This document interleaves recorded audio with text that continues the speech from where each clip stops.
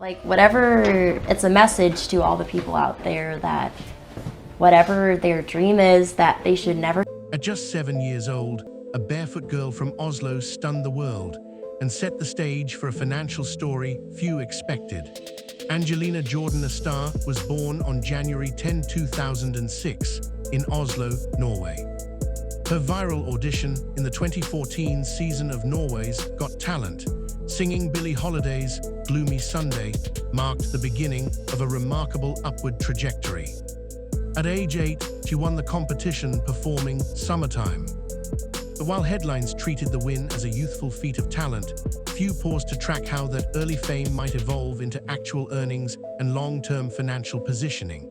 She became known not only for her voice, but for performing barefoot, a symbolic promise made when, as a child, she gave her shoes to a shoeless girl and vowed to sing without them until children everywhere had shoes.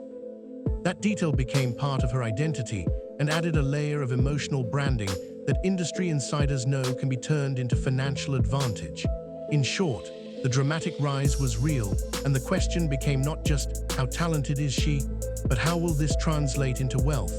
The next chapter reveals exactly how she moved from viral sensation to income streams. The moment she signed a major label deal, the simple story of a child performer evolved into the complex business of a global recording artist.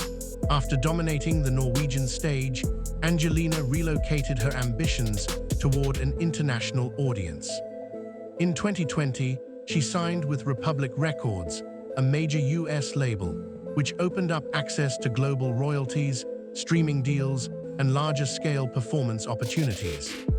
Her singles such as Million Miles and EPs like Old Enough found placement on international platforms. Today, her income streams include streaming royalties from services like Spotify, Apple Music, and YouTube, live performances and concerts, licensing and placement of her music in media, and brand partnerships. But the complexity lies beneath.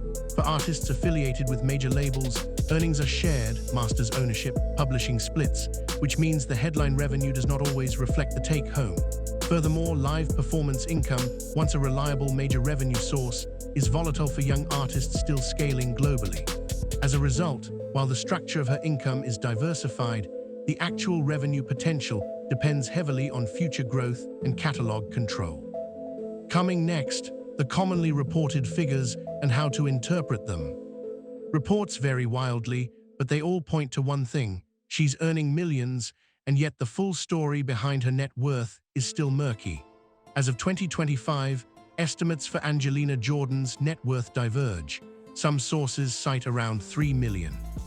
Others suggest a broader range, from 1-5 million. Networthspot.com. One site even lists as high as 9 million, though this appears less grounded in publicly verifiable data. Why the discrepancy? It comes down to assumptions: how much streaming revenue she retains, how much touring income she has secured, what her contract terms are, and whether she owns her masters. Some estimates assume favorable catalog ownership and global growth. Others assume significant label share and slower scaling. Bottom line, the headline number gives a snapshot, but the underlying variables mean the net worth tag should be viewed with caution. Next, we'll peel back those variables to show what complicates the number. A net worth figure is just a headline. What really matters are the levers beneath, and those levers tell a more guarded story. First, label and publishing deals. As a Republic Records signed artist, Angelina may share significant revenue with the label, which reduces her net take from streaming and sales.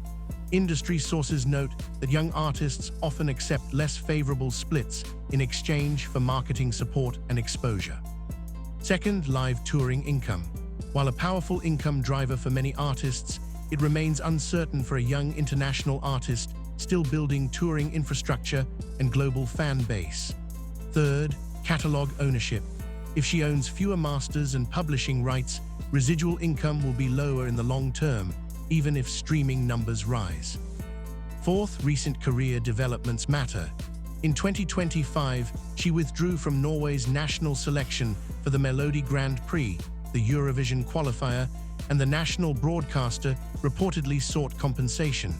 a move that may influence her bookings, brand deals, and momentum. Finally, exposure and genre matter. Her jazz-influenced vocals attract a niche, loyal audience, but may limit mass-market pop revenue compared to mainstream genre artists.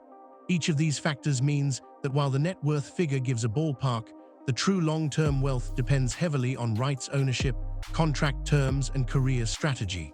And speaking of strategy, what lies ahead for her growth? While the present figure may be modest compared to major pop stars, the future holds real upside if the right moves happen. At 19 years old, born 2006, she is in the rare position of having already built recognition and having significant career runway ahead. Key growth opportunities include releasing original material rather than just covers, which tends to yield higher royalty and publishing income, expanding into brand partnerships or endorsements as her Instagram and TikTok followings grow, embarking on an international tour or residency, which can dramatically increase live performance revenue, and owning more of her catalog, which secures longer-term earnings. Additionally, her decision to withdraw from certain competitions may signal a strategic shift toward acting, partnerships, or repositioning her image moves that could expand her income base beyond music. But none of this is guaranteed. The music industry remains volatile, and even highly talented young artists may struggle to break into global mass market consciousness. Still, the potential is there, and that leads us to the surprising elements of her story. Beyond voice, tour, and streaming, there are lesser-known layers that could tip the scales or hold her back. One such factor, her decision to perform barefoot. While rooted in a poignant personal story, giving shoes to a shoeless girl and a branded identity, it also positions her for niche sentimentality, which may limit commercial mainstream alignment but deepen fan loyalty. Another, her genre choice. Her soulful, jazz-inflected vocals differentiate her from typical teen pop acts, but may restrict radio play, playlist inclusion, and mainstream exposure compared to more broadly styled pop artists. Furthermore, details about ownership of her masters and publishing remain unclear in public domain, meaning her long-term residual income structure is unresolved. Her philanthropic engagements and multicultural heritage, Norwegian, Swedish, Iranian, Japanese, add depth to her brand and may attract select partnerships, but they do not always translate into major endorsement deals. All told, the number you hear today isn't simply what she has, it's what she could have if these underlying factors play out in her favor. In summary, Angelina Jordan's estimated net worth in 2025 is approximately $3 million, though estimates range higher and lower depending on assumptions. She's a remarkable young talent who achieved global recognition early, built diverse income streams, and now stands at a crossroads where rights ownership, contract strategy, and market expansion will determine her trajectory.